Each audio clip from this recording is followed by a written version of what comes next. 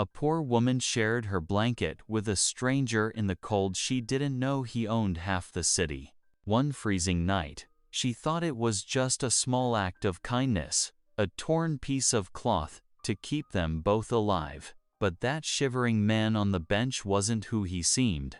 Behind his worn coat was a secret power, wealth, and control over the very building she called home. What begins as compassion quickly spirals into a battle for survival as her community faces eviction and betrayal. This stranger has the power to save them or destroy them. But when truth and trust collide, can one poor woman's courage melt the walls of greed and pride? Or will the city's coldness consume them all? Drop a comment below and share which part of the world you're tuning in from today. If you enjoy stories like this, don't forget to subscribe for more. The streetlights cast weak halos through the swirling snow as Marjorie Bennett huddled on the cold metal bench. Her bones ached from 8 straight hours of scrubbing floors and emptying waste bins in the towering office buildings downtown. The thin blanket she'd carried in her cleaning cart all day now wrapped around her shoulders, offering little protection against the bitter wind that cut through her worn coat. She watched her breath form little clouds in the frigid air, trying to ignore the growling in her stomach. The last bus of the night was already 20 minutes late. At 65 years old, her body protested these long days more than it used to, but the rent wouldn't pay itself. Movement caught her eye as a man stumbled toward the bus stop. He wore only a suit that must have been expensive once, but now looked rumpled and inadequate against the freezing temperature. His whole body shook as he collapsed onto the bench beside her, hands tucked under his arms, in a futile attempt to stay warm. Marjorie studied him carefully. Though his face was drawn with exhaustion, there was something dignified in his bearing. His manicured hands and the quality of his clothes, despite their current state, told her this was no ordinary homeless person. Whatever had brought him here, he didn't belong on this street corner. Without thinking twice, Marjorie unwrapped her blanket. The material was old, but still sturdy enough that when she pulled, it tore with a satisfying rip right down the middle. The stranger jumped at the sound, watching with wide eyes as she leaned over and draped half the blanket across his trembling shoulders. "You looked like you needed this more than I do," she said simply. Thank you," he stammered through chattering teeth. "My name is Jaden." His voice carried warmth, despite his obvious exhaustion. "Marjorie," she replied with a gentle smile. "What brings you out on a night like this with no coat?" Jaden pulled the blanket tighter. "It's a long story involving a very bad day and some questionable choices."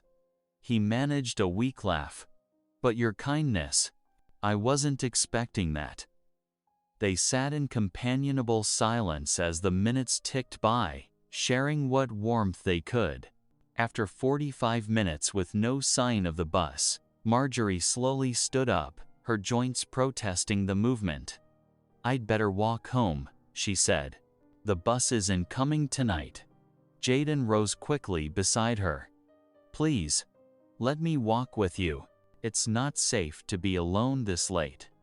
Marjorie started to protest, but saw genuine concern in his eyes. She nodded, and together they set off through the snowy streets, each holding their half of the torn blanket close against the wind. The pale winter sun crept over the horizon, casting long shadows across the ice-glazed sidewalks. Marjorie and Jaden walked slowly, their breath still visible in the crisp morning air.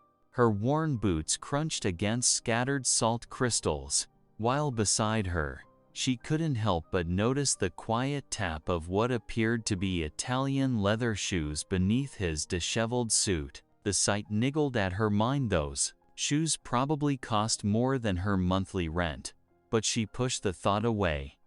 After all, appearances could be deceiving, and this man had seemed genuinely grateful for half of her old blanket last night.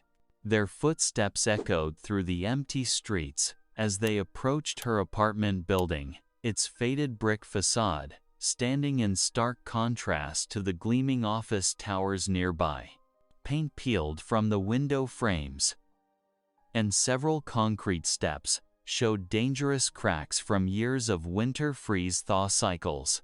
Two men, in pristine business suits, rounded the corner, their polished shoes and pressed clothes a jarring sight in this humble neighborhood. They stopped so abruptly at the sight of Jaden that one nearly slipped on the icy sidewalk. "Mr. Whitford," the taller of the two exclaimed, his voice filled with unmistakable deference. "We've been trying to reach you since yesterday afternoon." Marjorie felt her whole body go rigid. Jaden Whitford, the name echoed through her mind like a thunderclap. Everyone knew that name. Whispers in break rooms and grocery store aisles spoke of the real estate magnate who owned nearly half of downtown's most prestigious buildings. The man who could buy and sell entire city blocks with a single signature. She turned to look at her companion, seeing him in an entirely new light. Jaden's face had flushed red, his shoulders hunching slightly, as if trying to make himself smaller. "George, David," he nodded curtly. "I'll be in touch later today." His tone was polite, but carried an unmistakable note of dismissal. Before the men could respond, Jaden gently guided Marjorie toward her building's entrance, his hand hovering near but not quite touching her elbow. The businessmen's confused stares followed them until they disappeared inside. Later that night, Marjorie lay in her narrow bed, sleep eluding her despite her exhaustion. The events of the past 12 hours played on repeat in her mind.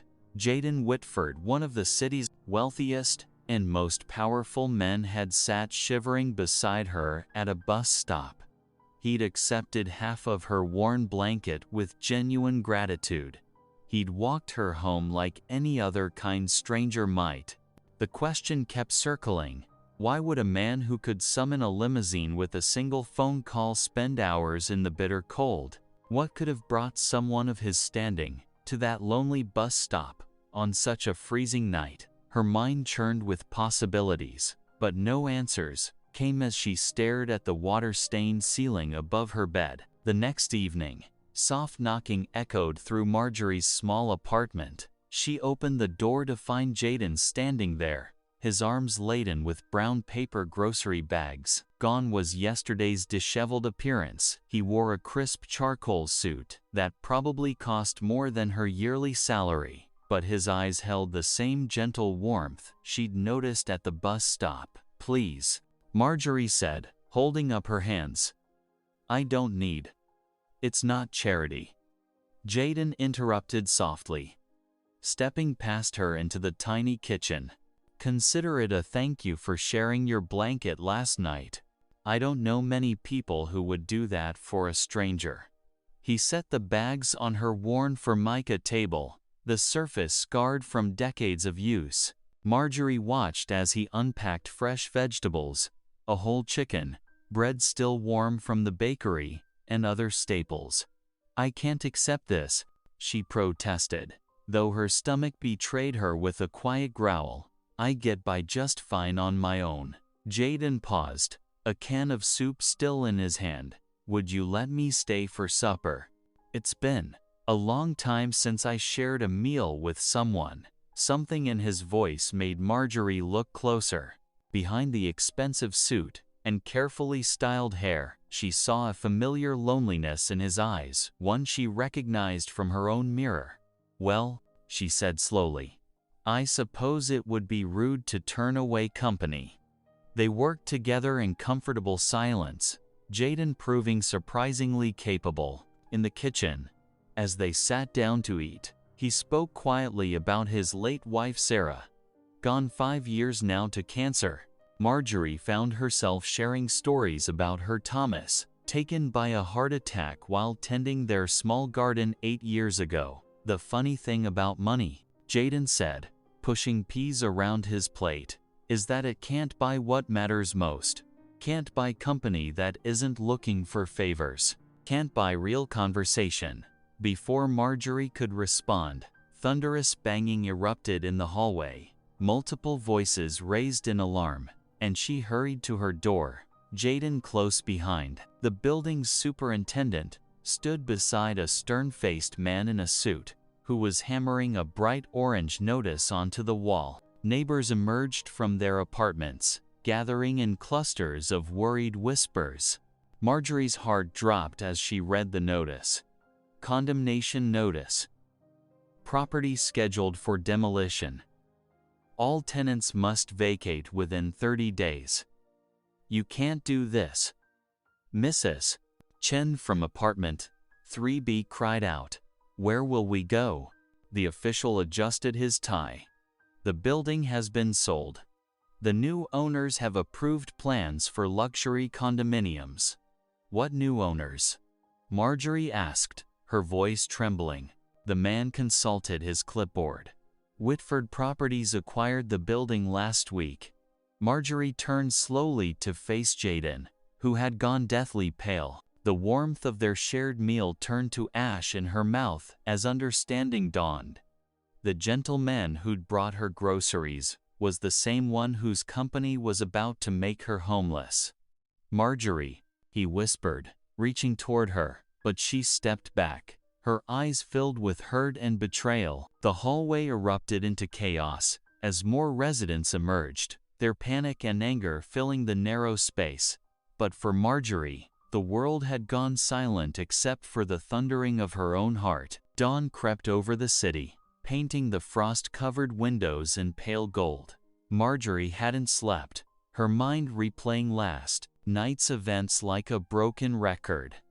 She stood at her kitchen window, hands wrapped around a chipped mug of tea, when a familiar figure appeared on the street below. Without stopping to grab her coat, she hurried down the 3 flights of stairs. Jaden stood near the building's entrance, his shoulders hunched against the morning chill. Was this all a game to you? Marjorie's voice cracked as she confronted him. Pretending to be homeless, accepting my blanket, bringing groceries, while all along your company was planning to throw us out onto the street. Jaden's face drained of color. Marjorie, please. I swear I knew nothing about this building. Whitford Properties handles hundreds of acquisitions. The board makes many decisions without my direct involvement. Convenient, she said, wrapping her arms around herself against both the cold and her pain. You own the company, but somehow don't know what it does. I'm the majority shareholder, yes, but the board. He ran a hand through his hair, clearly distressed. They've been pushing for more luxury developments. I've been fighting them on it, but they must have pushed this through while I was. He trailed off, looking at the ground. While you were what? Playing poor man at bus stops. His head snapped up. That wasn't planned. I had a panic attack in my office that evening. Sometimes I just need to escape. Walking helps. I never expected to meet someone like you. Marjorie studied his face, searching for deceit but finding only anguish. The memory of their shared meal, of his quiet vulnerability, tugged at her heart. Still, she thought of Mrs. Chen with her 3 children, of elderly Mr. Patterson who'd lived here for 30 years. If you're truly different from them, she said firmly, prove it. Show us that your words mean something. Jaden nodded solemnly. I will investigate this. I promise you. As he turned to leave, Marjorie called after him. These aren't just empty apartments you're dealing with, Mr. Whitford. These are people's lives. That evening, Marjorie's small living room filled with worried neighbors. Mrs. Chen sat on the worn couch, clutching her youngest daughter. Mr. Patterson leaned heavily on his cane near the window. Others stood wherever they could find space, their faces drawn with concern. What are we going to do? Someone asked. 30 days isn't enough time to find new homes we can afford. My kids are in school here, Mrs. Chen added softly. We can't move to another district. Marjorie stood up from her kitchen chair, her spine straight despite her exhaustion. We're not giving up without a fight, she declared, her voice steady and strong. This is our home, and we have the right to be heard. The room fell silent, all eyes turning to her. In that moment, despite her own fears, Marjorie felt a surge of determination. These weren't just neighbors, they were family, and family stood together. 3 sharp knocks echoed through Marjorie's apartment the next afternoon. She opened the door to find Jaden, his arms full of thick manila folders, his tie loosened, and dark circles under his eyes. May I come in? He asked, his voice hoarse. I've been up all night going through company records. Marjorie hesitated before stepping aside. Jaden walked to her small kitchen table and spread out the folders, paper spilling across the scratched surface. Look at this, he said, pointing to architectural drawings and financial projections. The board's been planning this for months. They want to tear down the building and put up luxury condominiums, starting prices at $800,000. He shook his head in disgust. They deliberately kept me out of the loop, knowing I'd object. Marjorie sank into a chair, her fingers tracing the edge of a blueprint. Can you stop it? I'm going to try, Jaden said, running a hand through his disheveled hair. But it won't be easy. The board has significant voting power, and they're determined to maximize profits. He paused, then asked quietly, would you show me around? I'd like to meet the people who live here. Marjorie nodded, leading him into the hallway. Their first stop was apartment 3B, where Mr. Patterson, the elderly war veteran, lived. The old man answered their knock, leaning heavily on his wooden cane, his military posture still evident despite his years. Served in Vietnam, he told Jaden proudly, showing him a wall of faded photographs. Been in this building 35 years. It's not fancy, but it's home. On the second floor, they met Sarah, a young mother cradling her 6-week-old daughter. The baby dozed peacefully while Sarah explained how the building's affordable rent allowed her to stay home during her maternity leave. In apartment 1A, they found Michael, a former construction worker who'd lost the use of his legs in a workplace accident. His wheelchair barely fit through the narrow doorway, but he'd modified the apartment himself to make it accessible. The landlord let me make the changes I needed, Michael explained. Try finding that kind of understanding in one of those fancy new places. As they walked, Jaden grew quieter, taking in every story, every face. In each apartment, he saw not just tenants, but people with dreams, histories, and dignity. The reality of what his company planned to destroy became increasingly clear. Outside Marjorie's door again, Jaden turned to her, his expression transformed. This isn't just a building, he said softly. It's a family. These people support each other, look out for one another. That's worth more than any luxury development. Marjorie studied his face, searching for any trace of insincerity. She found none. But years of hardship had taught her caution. Pretty words, Mr. Whitford. But will they translate into action? I give you my word, he replied, his voice firm despite his evident exhaustion. Whatever it takes, I'll find a way to save this building. Marjorie nodded slowly, still uncertain whether to fully trust him. But unable to deny the genuine emotion in his voice, she watched as he gathered his folders, his shoulders straight with newfound purpose despite his weariness. The following evening, Marjorie's small living room filled with anxious faces. 23 residents squeezed onto worn sofas and folding chairs, while others stood along the walls. When Jaden entered, wearing a simple sweater instead of his usual suit, the room fell silent. Mrs. Rodriguez from apartment 4C crossed her arms. So you're the one trying to kick us out? Her voice trembled with anger. Jaden stood quietly, hands clasped in front of him. No, ma'am. I'm here to help prevent that from happening. He looked around the room, meeting each suspicious gaze.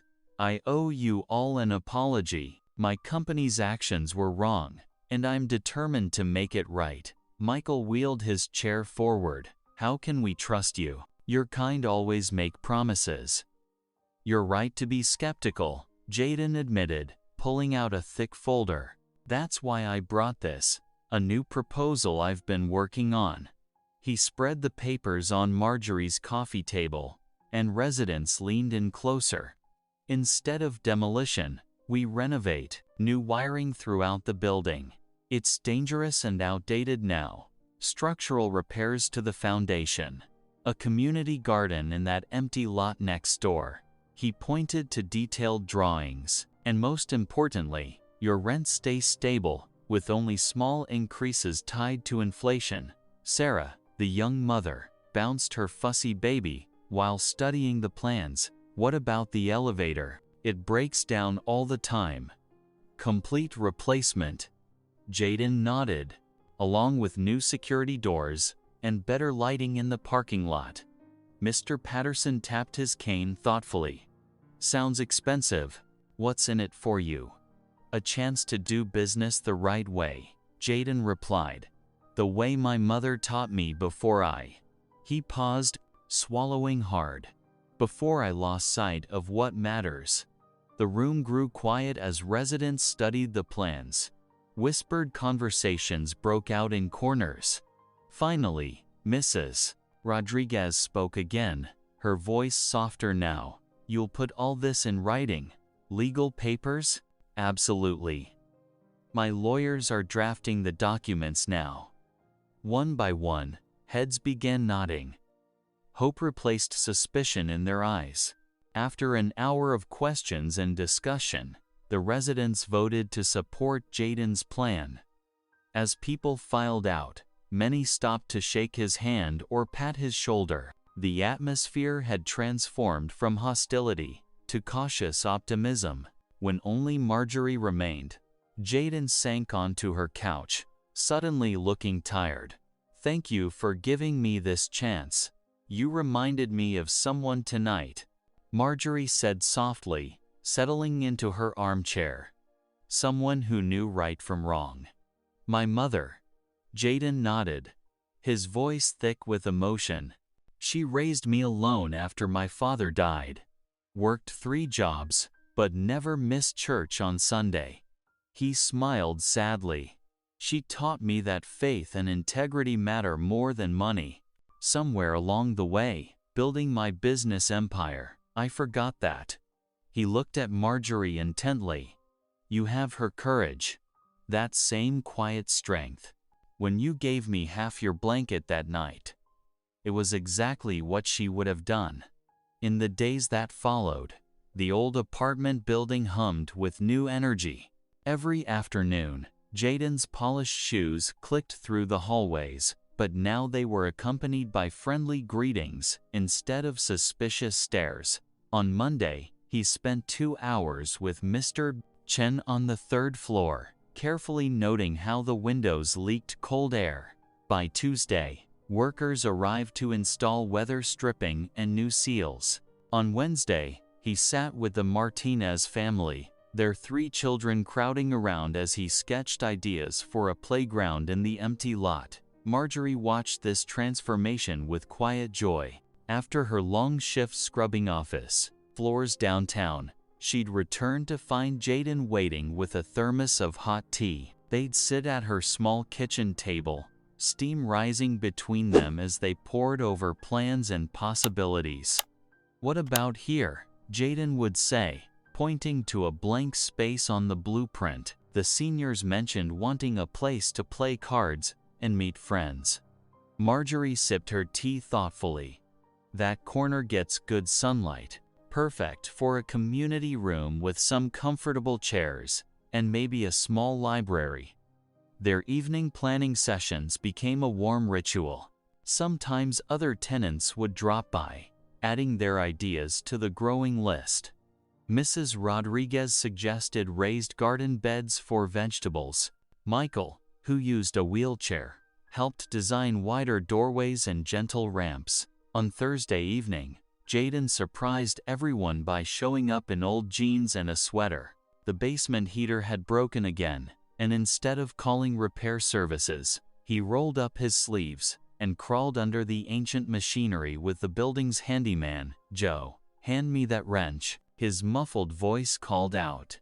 His expensive watch caught the dim light as he worked, now smudged with grease. Marjorie brought them coffee, hiding her smile as she watched this wealthy real estate mogul lying on the concrete floor, determined to understand how things worked from the ground up.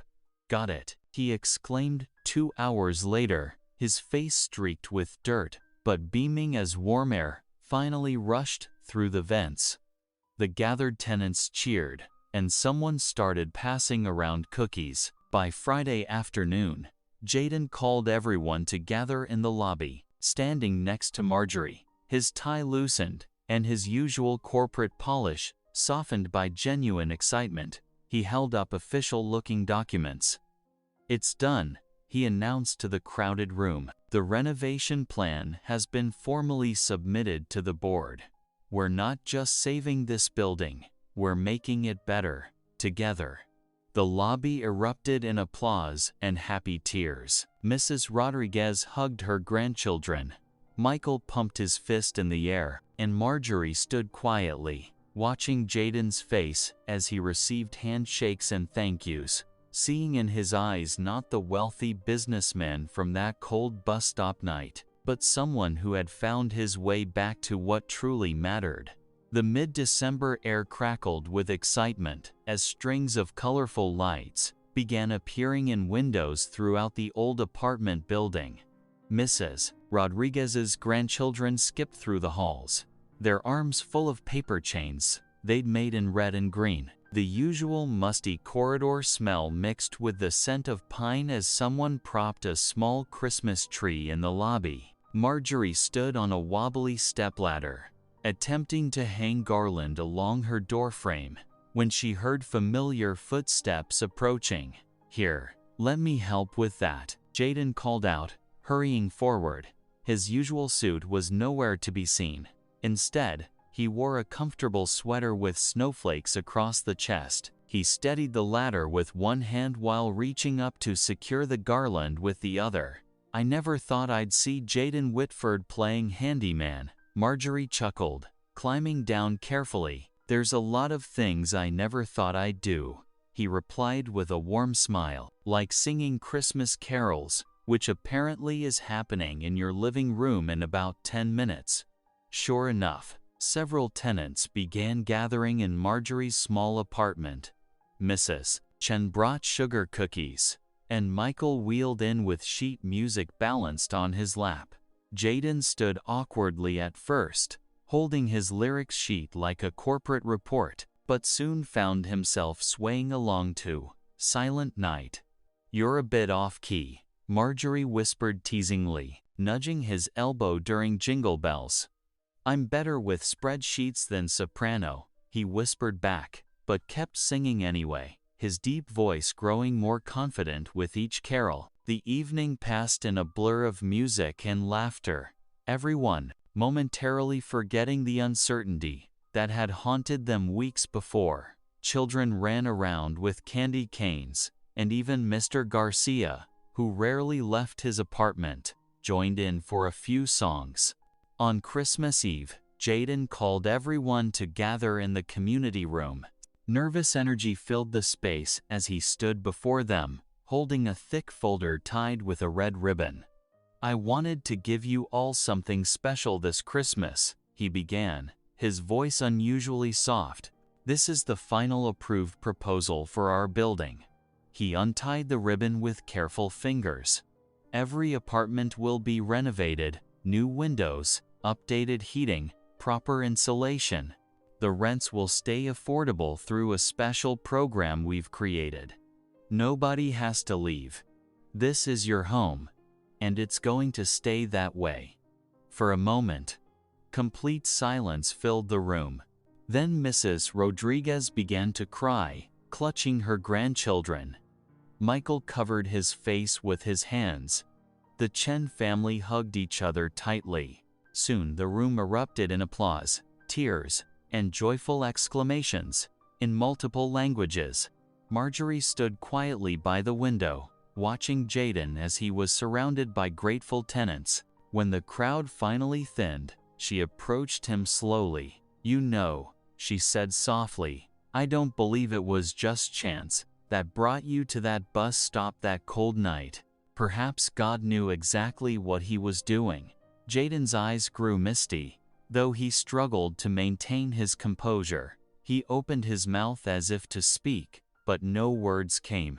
Instead, he simply nodded, understanding passing between them in the gentle silence. The gleaming boardroom of Whitford Properties felt colder than usual as Jaden stood before the giant mahogany table. 14 stern faces stared back at him, their expressions hard as stone.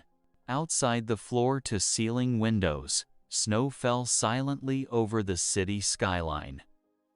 "These numbers are concerning, Mr. Whitford," said Harrison Wells, the head of finance, sliding a report across the polished surface. "The renovation costs for that old building would eat into our profit margins significantly. Not to mention the lost potential," added Victoria Chen, tapping her manicured nails against her tablet.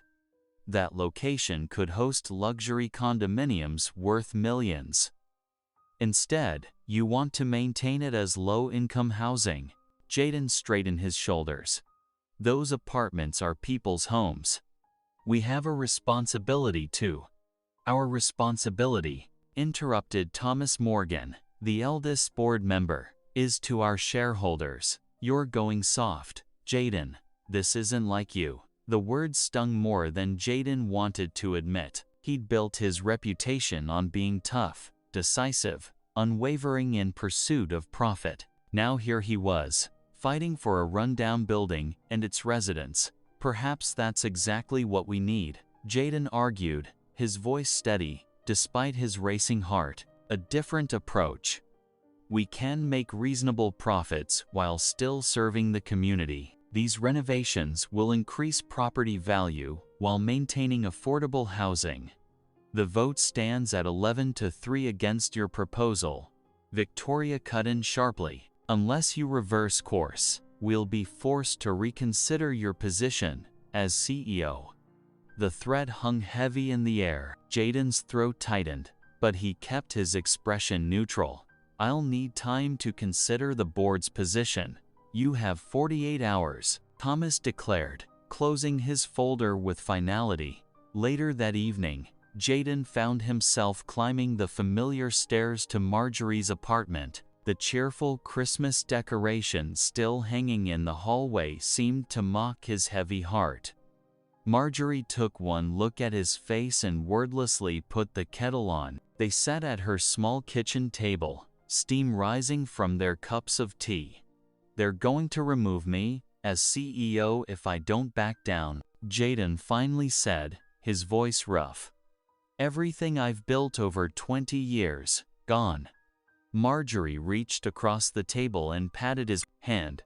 "Sometimes standing up for what's right comes at a cost." "I don't know if I'm strong enough," he admitted, shoulders slumping. "This company, it's been my whole life. My identity. The man I met at that bus stop," Marjorie said softly, "showed more strength in sharing his blanket than any business deal could require. That's who you really are, Jaden." He stared into his tea, conflict written across his features. "What if I lose everything?" "Then you'll still have your integrity," she answered simply. "And you won't be alone." The weight of the decision pressed down on him like a physical thing. Outside, the snow continued to fall, covering the city in silence, while inside, Jaden wrestled with the biggest choice of his life. The morning edition of the City Chronicle lay spread across Mrs. Rodriguez's kitchen table in apartment 3B. the headline glaring up at them. Whitford's latest PR stunt, savior of the poor. Look at this, Mrs. Rodriguez said, pointing to the article. They're saying he's just using us to clean up his image after that scandal with the riverfront development last year. The whispers spread through the building like wildfire. In the laundry room, two women paused their folding to discuss the news. Did you see how he got his picture taken helping with the Christmas decorations? Probably had his PR team right there. Marjorie heard these conversations as she trudged home from her evening shift, her cleaning uniform still smelling of harsh chemicals. Her steps slowed as she passed Mr. Chen in the hallway. "Miss Bennett," he called out, holding up his phone. "The Business Times says Mr. Whitford's been planning this for months. They say he picked our building because it would make the best story." Her chest tightened. All those evening conversations, the shared meals, the quiet moments of understanding, had they meant nothing? Was she just another prop in his corporate theater? When Jaden knocked on her door that evening, his arms full of building plans, Marjorie barely opened it. "I've got some promising updates about the renovation timeline," he started, his smile fading as he noticed her expression. "Please leave," she said quietly, her voice trembling. "I think we've given you enough photo opportunities."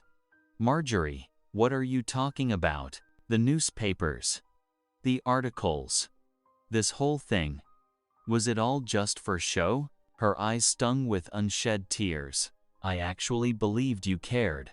"That's not true," Jaden protested, but Marjorie was already closing the door. Standing alone in the dimly lit hallway, Jaden felt the cold seep into his bones, a chill that reminded him of that winter night at the bus stop. Only now there was no shared blanket, no warm smile, no connection. Just emptiness. Headlines blazed across the financial news. Whitford Properties Board forces CEO stepped down. The business world buzzed with stories of how Jaden Whitford, once the city's most powerful real estate mogul, had lost control of his own company. The board had acted swiftly, citing irresponsible management decisions and emotional leadership. Within days, his majority stake was diluted, his voting rights stripped, and his access to company resources frozen. Then, Jaden simply vanished. Marjorie tried to harden her heart against the news. She threw herself into her cleaning work, scrubbing offices with extra vigor, as if she could wash away her own conflicted feelings. Yet in quiet moments, doubt crept in. Had she judged too harshly? The memory of his genuine smile, while hanging Christmas lights, haunted her. One Wednesday evening, after a particularly moving church service about forgiveness, Marjorie decided to help with the soup kitchen in the basement. The winter storm had brought in more people than usual, and volunteers were needed. As she descended the stairs, she heard familiar voices and laughter. Through the steam rising from large soup pots, she saw him. Jaden stood behind the serving counter, wearing a simple white apron over ordinary clothes. No designer suit, no expensive watch. His sleeves were rolled up as he carefully ladled hot soup into bowls, chatting quietly with each person who came through the line. No one recognized him as the famous Mr. Whitford. He didn't seem to want them to. Marjorie stood frozen in the doorway, watching as he gently helped an elderly man with shaking hands find a seat. Tears welled in her eyes as understanding washed over her. There had never been any publicity campaign. This was who he truly was, who he had always been beneath the corporate armor. The next morning, Marjorie arrived early at the church basement, her heart thumping against her ribs. Jaden was already there, organizing cans of soup on metal shelves. His clothes were simple but clean, a far cry from his previous tailored suits. "Jaden," she called softly. He turned, surprise flickering across his tired face. They stood in awkward silence until Marjorie stepped forward. "I'm sorry I didn't trust you," she said, her voice trembling. Jaden shook his head. "No need for apologies. The papers, the rumors. Anyone would have doubted." "How are you really doing?" Marjorie asked, noticing the shadows under his eyes. He managed a small smile. "Lost most everything. But you know what's strange? I feel lighter somehow, freer." He paused, straightening a soup can. Money was like chains. Marjorie. Always worried about losing it. Always fighting to get more. Marjorie touched his arm gently. "The tenants are meeting tonight. Would you come?" Jaden hesitated, uncertainty crossing his face. "I'm not sure they'd want to see me." "Please," she insisted, "just come." That evening, Jaden stood before the gathered tenants in the community room. Gone was the powerful CEO. In his place stood a humbled man in a worn sweater. He cleared his throat. "I can't offer what I once could," he began. "But I have an idea. What if we created a nonprofit housing trust? The building would belong to all of you. I have some personal savings left, not much, but enough to start. Together, we could make this work." The room fell silent as his words sank in. Slowly, Mrs. Rodriguez, a retired teacher from the 3rd floor, stood up. "I have a little saved from teaching. Not much, but I want to help." Her voice wavered but grew stronger. "This building, these people, they're my family now." Others joined in. Mr. Chen, who ran the corner store, offered to reach out to local business owners. Sarah, the young mother from apartment 4B, volunteered to organize weekend cleaning crews. Even old Mr. Peterson, who rarely left his apartment, pledged his monthly pension overflow. "We could contact the churches," suggested Mrs. Wilson, clutching her worn Bible. "They might help with supplies or volunteers." Jaden watched in amazement as the room buzzed with energy and hope.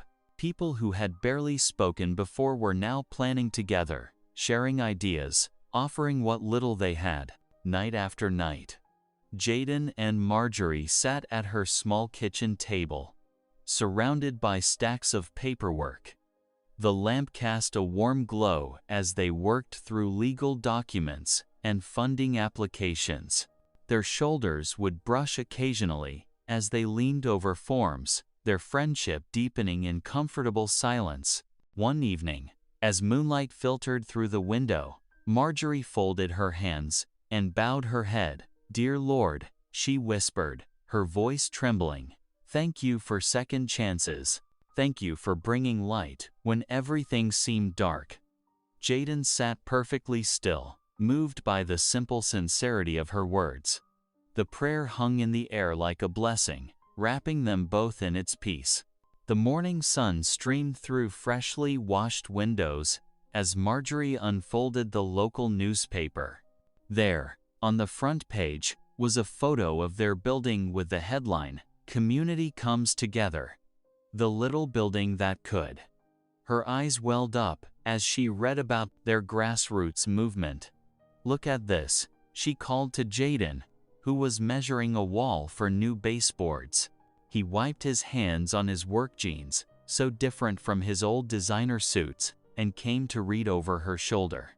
The article detailed how residents had formed the Heritage Heights Housing Trust, transforming what was meant to be another luxury development into a model of community-owned affordable housing. Quotes from local religious leaders and small business owners filled the page, all pledging support. Outside, volunteers streamed in with supplies. College students painted hallways, while retired contractors fixed wiring. The air filled with the sounds of hammering and friendly chatter. Even children helped, carrying light tools and water bottles to the workers. Jaden worked alongside everyone else, his face showing more peace than it ever had in boardrooms. He showed teenagers how to properly sand wood explaining patiently when they made mistakes. The board of Whitford Properties had sent threatening letters, but they seemed powerless against this wave of community spirit. In the courtyard, Marjorie organized a makeshift kitchen, coordinating meals for the volunteers. The smell of homemade soup and fresh bread drew people together during breaks. Mrs. Rodriguez's tamales sat next to Mr. Chen's dumplings on folding tables, while Sarah's toddler entertained everyone with her attempts to help serve. Window boxes appeared on every sill, bursting with petunias and geraniums. The once peeling walls now wore cheerful colors, and new light fixtures cast warm glows in the corridors, where silence had once ruled. Children's laughter echoed through the halls, mixing with the sounds of repairs and renovation. The transformation wasn't just physical. Neighbors who had barely nodded to each other now stopped to chat, sharing tools and stories. The building had become more than just an address. It was truly becoming a home. As winter's grip loosened, spring crept into the city with gentle determination. The once barren courtyard of the apartment building transformed into a sanctuary of new life. Fresh grass pushed through soil that volunteers had carefully tilled and enriched. Garden beds, built by residents working side by side, lined the walkways with promise. The children were the first to embrace the renewal. Where weeds and broken concrete had dominated, they now played hopscotch on freshly painted squares. Their laughter carried through open windows, a melody sweeter than any symphony, to the older residents who watched from above. Mrs. Rodriguez, from apartment 3B, had started a small vegetable garden in one corner. Her tomato plants reached toward the sun, staked carefully by Jaden himself one Saturday morning. Next to her plot, Mr. Chen from 4A tended herbs that filled the air with fragrant possibilities. Jaden found himself spending more time at the building than away from it. Without the weight of corporate meetings and shareholder expectations, he discovered a different kind of wealth in the rhythm of community life. He knew everyone's names now, not just the adults, but the children too. Little Sarah always high-fived him when she raced past, and Tommy proudly showed him every new toy car in his collection. On this particular afternoon, the sun painted everything in warm golden light. Jaden sat beside Marjorie on the wooden bench they'd installed near the flowering cherry tree. They watched as residents gathered for an impromptu community dinner. Tables appeared from various apartments, forming a long line in the courtyard. Dishes arrived one by one. Mrs. Patterson's famous potato salad, Mr. Rivera's spicy enchiladas, Mrs. Kim's spring rolls. "Look at them all," Marjorie said softly, her eyes bright with joy. Who would have thought that one cold night at a bus stop could lead to this?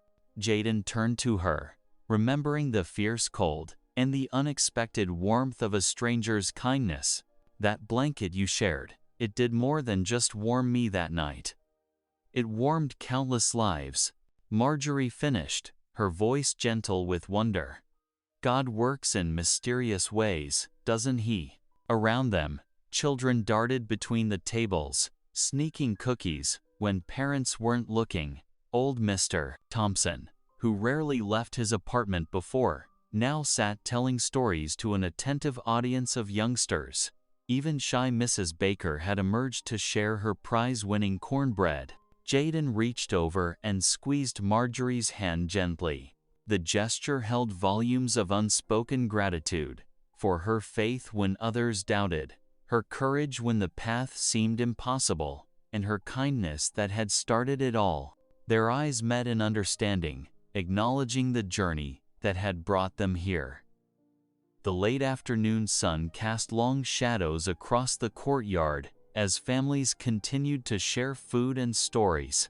Someone had brought out a guitar, and soft music mingled with conversation and laughter. The scene before them was more valuable than any business deal Jaden had ever closed. more meaningful than any corporate victory.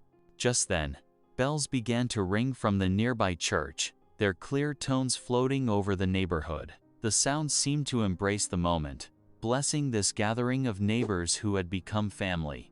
Each bell tone spoke of hope, of new beginnings, of faith rewarded. Marjorie squeezed Jaden's hand in return as they listened to the bells. Around them, their community continued to celebrate, unaware that they themselves were the greatest testimony to the power of kindness, courage, and unwavering faith in what could be. Thank you for listening. Stories connect us in the most unexpected ways. If you felt that spark today, make sure you're subscribed. I share a new one daily, and the next might change your day.